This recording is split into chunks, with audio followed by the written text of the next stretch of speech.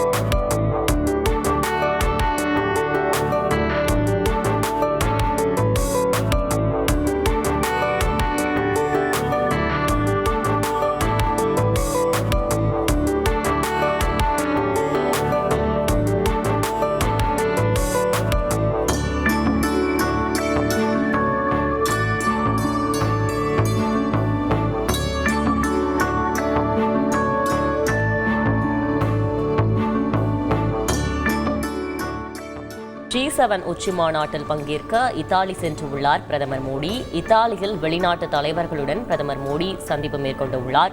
France அதிபர் Emmanuel மேக்ரானுடனும் பிரதமர் மோடி சந்தித்து உள்ளார். பிரான்ஸ் அதிபரை தொடர்ந்து இங்கிலாந்து பிரதமர் ரிஷி சுனக்குடனும் பிரதமர் மோடி சந்திப்பு மேற்கொண்டுள்ளார். அது தொடர்பான காட்சிகளை நாம் தற்போது பார்த்து கொண்டு வருகிறோம்.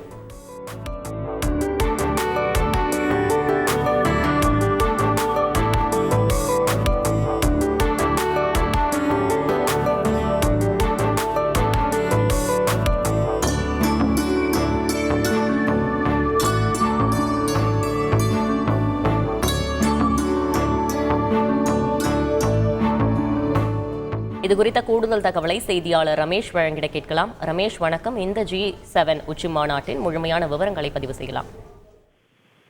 பிரதமராக 3வது முறையாக பொறுப்பேற்ற பிறகு G7 உச்சி மாநாட்டில் பங்கேற்பதற்காக பிரதமர் நரேந்திர மோடி இத்தாலி சென்றிருக்கின்றார். ஜார்ஜ் மெலனியா, அதாவது இத்தாலியினுடைய பிரதமர் ஜார்ஜ் மெலனியாவுடைய அழைப்பை ஏற்று அவர் பங்கேற்பதற்காக சென்றுள்ளார். இதில் குறிப்பாக G7 நாடுகளில் இந்தியா உறுப்பினராக இல்லாத போதும் கூட அவுட்ரீச் கண்ட்ரி என்கிற அடிப்படையில் பிரதமர் மோடி இந்த G7 மாநாட்டில் பங்கேற்பதற்காக இத்தாலி சென்றுள்ளார்.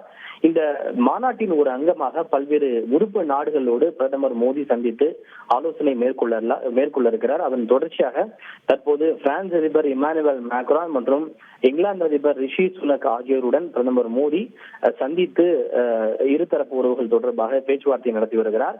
இதனைத் தொடர்ந்து அவர் உக்ரைன் அதிபர் ஜெலன்ஸ்கி மற்றும் அமெரிக்க அதிபர் ஜோ பைடன், கனடாவினுடைய பிரதமர் ஜஸ்டின் ட்ரூடோ உள்ளிட்ட அந்த உறுப்பு நாட்டு தலைவர்களையும் அவர் சந்தித்து பேச இருக்கிறார். குறிப்பாக G20 நாடுகளுடைய உச்சி மாநாட்டில் டெல்லி டிக்ளரேஷன் என்ற அடிப்படையில் பல்வேறு முடிவுகள் எடுக்கப்பட்டது.